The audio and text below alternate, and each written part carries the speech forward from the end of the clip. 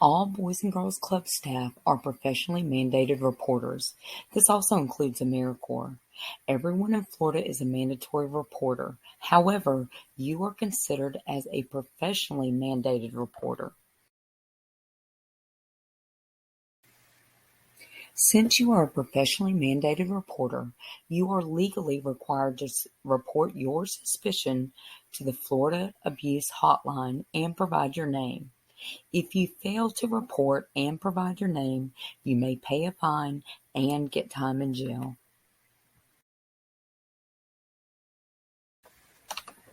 What exactly constitutes abuse, neglect, and abandonment? Is spanking abusive, or is striking a child with a closed hand? Is letting a child walk to school alone neglectful?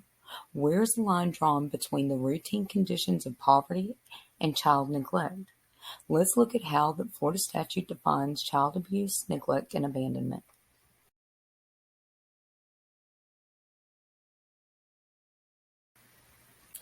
Florida statute defines child abuse as any willful act or threatened act that will cause or is likely to cause the child's physical, mental, or emotional health to be significantly impaired. The abuser either knows or should have known that the act could cause harm. Abuse includes, but not limited to, bodily injury resulting in impairment or sustained pain, sexual abuse or exploitation, or mental injury.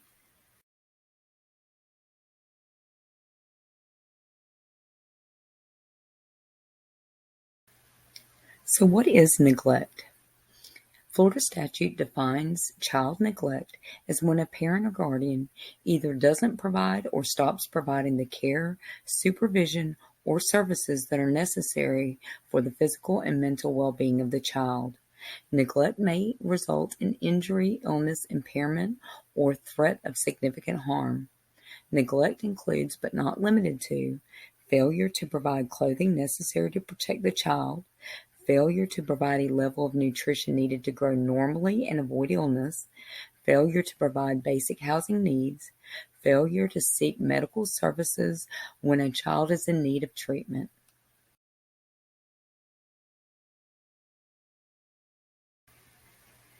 Now, we may think of neglect when a child eats beans and rice for dinner every night or when a child wears the same thing to school every day.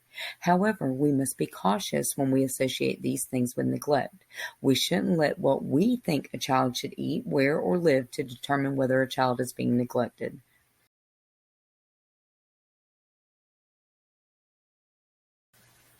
So, what is abandonment? Abandonment is defined in Florida statute as a situation in which the parent or legal custodian of a child, or in the absence of a parent or legal custodian, the caregiver, while being able, makes no provision for the child's support and has failed to establish or maintain a substantial and positive relationship with the child.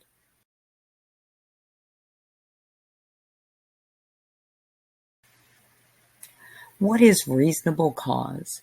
Reasonable cause to suspect requires facts or circumstances that would lead a reasonable person to believe that a child has, is, or will be the victim of abuse, neglect, or abandonment. A reasonable cause is more than a hunch. The person must be able to point to specific facts or circumstances. It must be the suspicion of a reasonable person, warranted by facts from which inference can be drawn. Reasonable cause to suspect. If you have a nagging feeling that a child may be abused, think about the following. What did you observe? How familiar are you with the child-family situation? How old is the child? Is there a concerning pattern? Do you think something could happen if you do not report?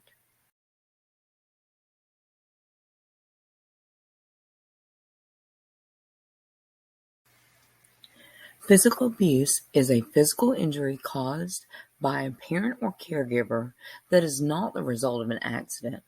The injury could be due to severe discipline or some other physical contact.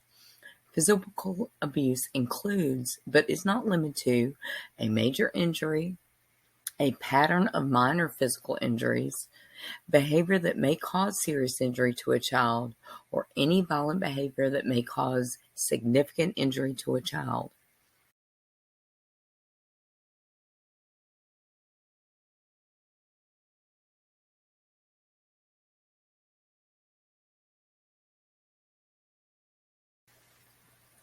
Even though corporal punishment is permissible in Florida, physical abuse can be differentiated from discipline by looking at the following.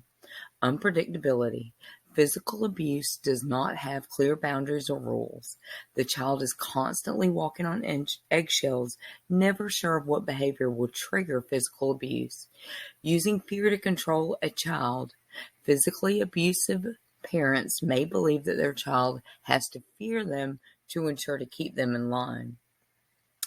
Unexpected anger. Physical abusive parents act out of anger and desire to assert control.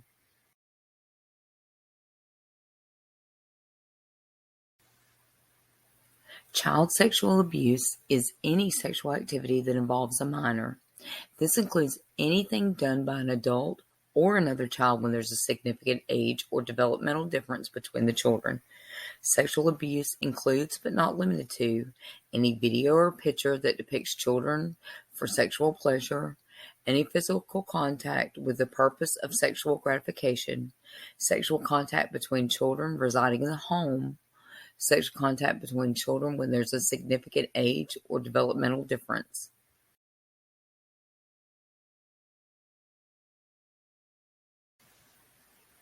Signs of sexual abuse. Sudden changes in behavior.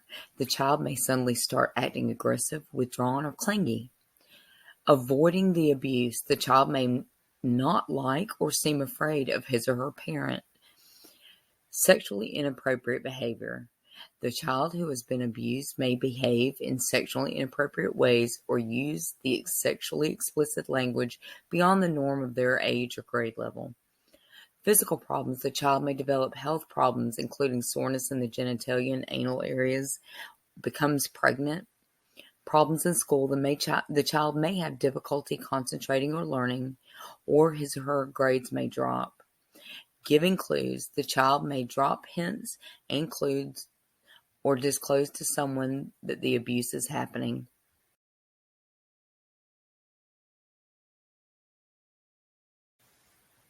Emotional abuse.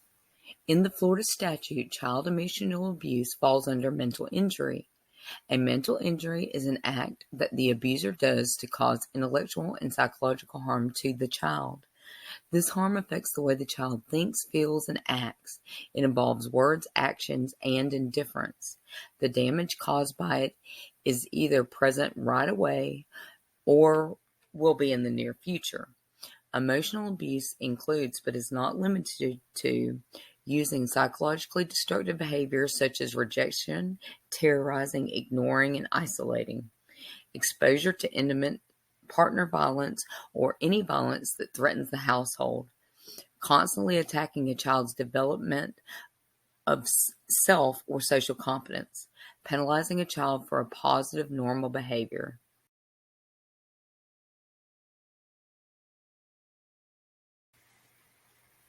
Although emotional abuse can occur alone, it often accompanies physical or sexual abuse. Emotionally abused children are not always physically abused, but physically abused children are often emotionally abused as well.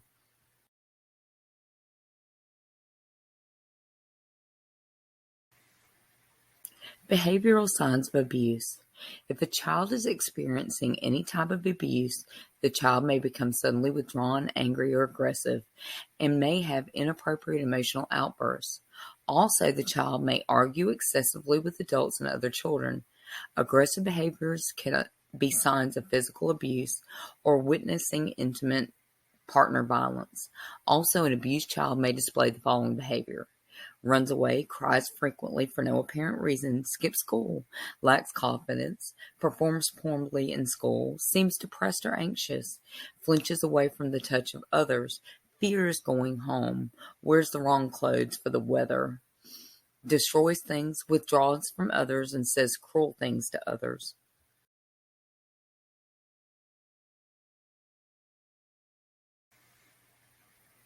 Signs of physical abuse. Minor injuries are entirely normal for healthy, active children. But if a child is frequently showing up with bruises in unusual places, abuse may be the cause. Places like ears, neck, back, chest, ankles, and private parts.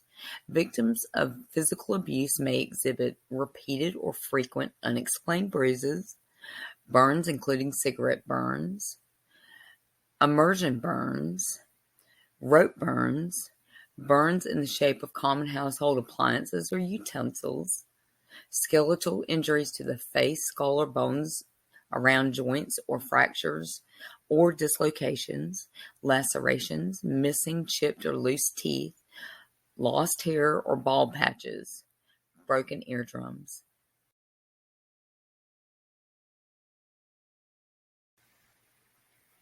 Signs of sexual abuse. Complaints of genital or anal itching, pain, or bleeding. Have a sexually transmitted infection. Advanced sexual knowledge more than what is age appropriate. Early adolescent pregnancy. Torn, stained, or bloody underclothes. Rope burns. Burns in the shape of common household appliances or utensils. Skeletal injuries to the face, skull, bones around joints, fractures or dislocations, lacerations, missing, chipped, or loose teeth, lost hair, bald patches, or broken eardrum.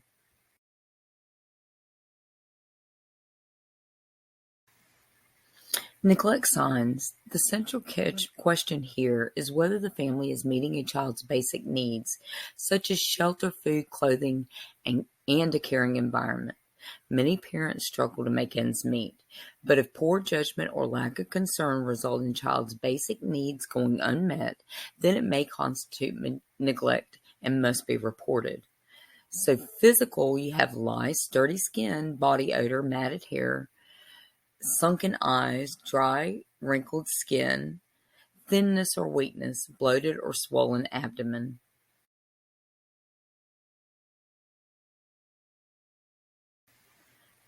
Behavioral.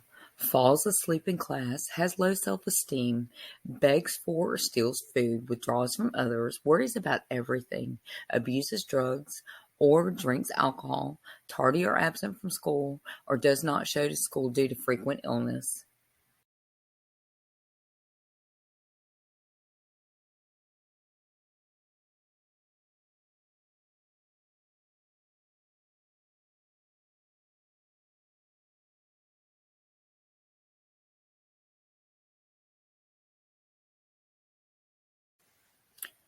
Distinguishing an accident from abuse.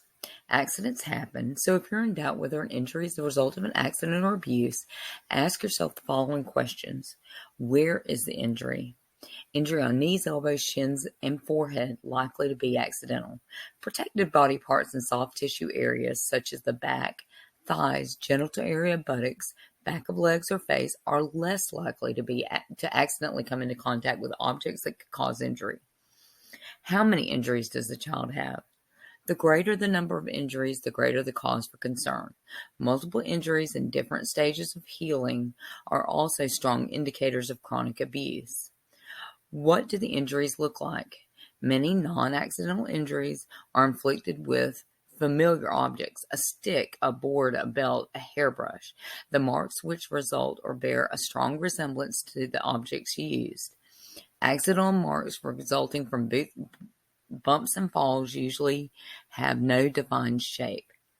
Is the injury consistent with the child's developmental capabilities?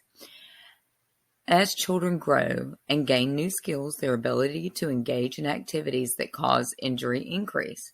A toddler trying to run is likely to suffer bruises, bruised knees, and a bump on the head.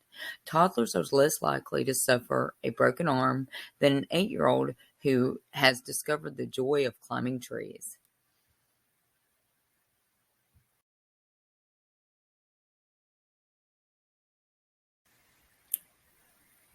Child-on-child sexual abuse. Child-on-child sexual abuse is any sexual behavior by a child, 17 years and under, to another child which occurs without consent, without equality, or as a result of coercion. Coercion means the exploitation of authority or the use of bribes, threats, or force or intimidation to gain cooperation or compliance. Equality means two participants operating with the same level of power in a relationship, neither being controlled nor coerced by the other. Consent means an agreement including all of the following: understanding what is proposed based on age, maturity, developmental level, functioning, and experience; knowledge of societal standards for what is being proposed; awareness of potential consequences and alternatives; the assumption that agreement or disagreement will be accepted equally; voluntary decision; and mental competence. If you suspect that child-on-child sexual abuse is occurring, consider the difference in age or developmental level between the children involved who exhibit sexual behavior and the other child.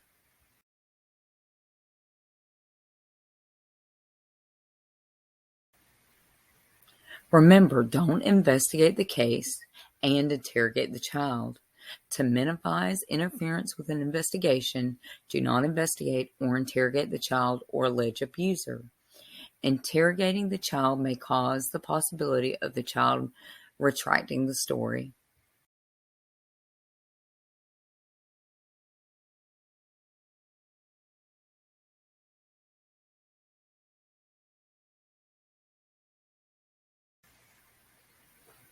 In your role as a professionally mandated reporter, try to minimize how much you talk to a child about the incident involving sexual abuse. There are significant guidelines to talk with children in suspected sexual abuse cases. Once a child reveals information that make you suspect sexual abuse, avoid talking in detail with the child about the incident. Often DCF has child welfare professionals who have been specifically trained in interviewing children. This is a traumatic experience for a child to relive.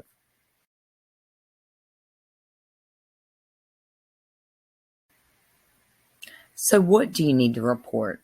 Details about the abuse or neglect you know or suspect are happening, including who is involved, what happened, when and where it happened, why it happened, the extent of any injuries, what the victim said, and any other related details are very important. You should provide the information below if available. Who you are. As a professionally mandated reporter, you must provide your name, occupation, and contact number so investigators can contact you later. This information also helps document that you fulfilled your obligation to report suspected abuse, neglect, or abandonment.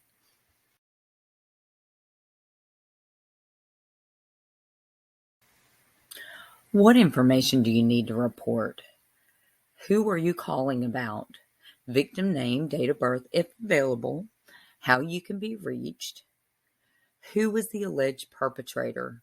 If you know, report the alleged perpetrator name and the relationship of the alleged perpetrator to the victim.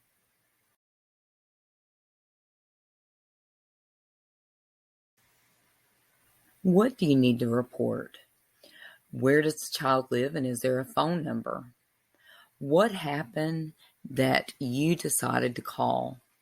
Talk about what prompted you to call. Stay focused on the facts. A brief description of the abuse, neglect, abandonment, including physical, mental, or sexual injuries, if any. You should also mention past or possible future instances.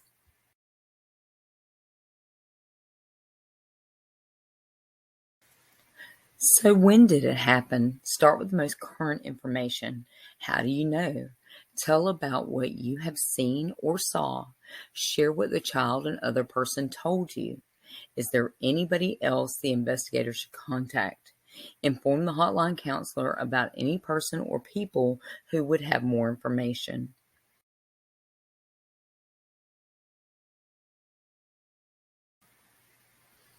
Professionally mandated reporters have the additional burden of having to provide their names to hotline.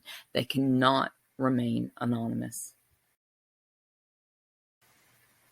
All reports to child abuse and neglect are confidential, and access to the reports are limited.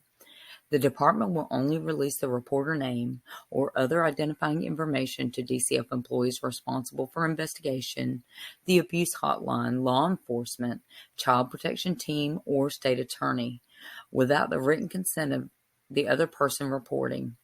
If the child protective investigator needs more information, he or she will contact the reporter. You can call the Florida Abuse Hotline, and it also has a TDD hotline. It's open 24 hours a day and 7 days a week.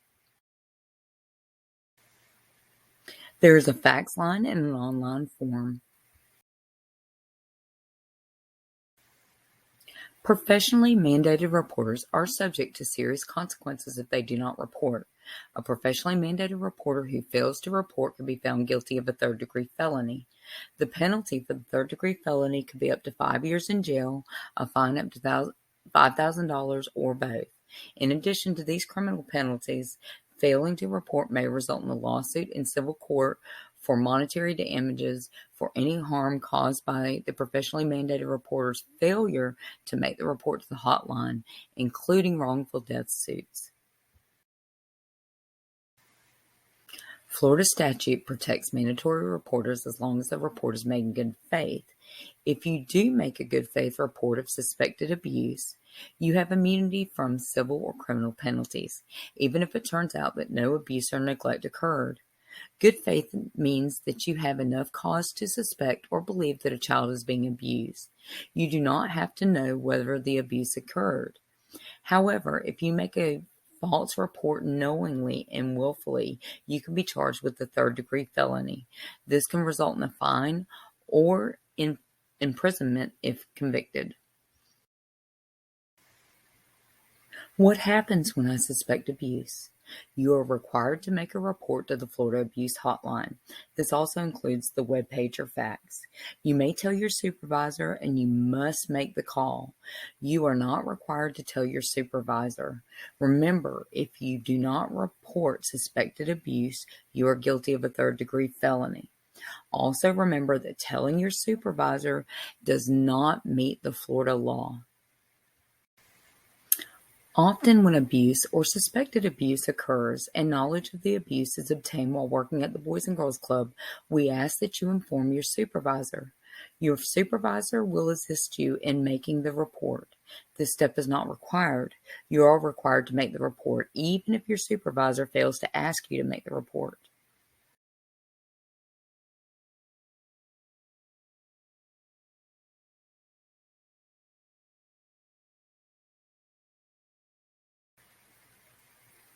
Remember that children are our number one priority, and protecting them from abuse is an important part of what we do.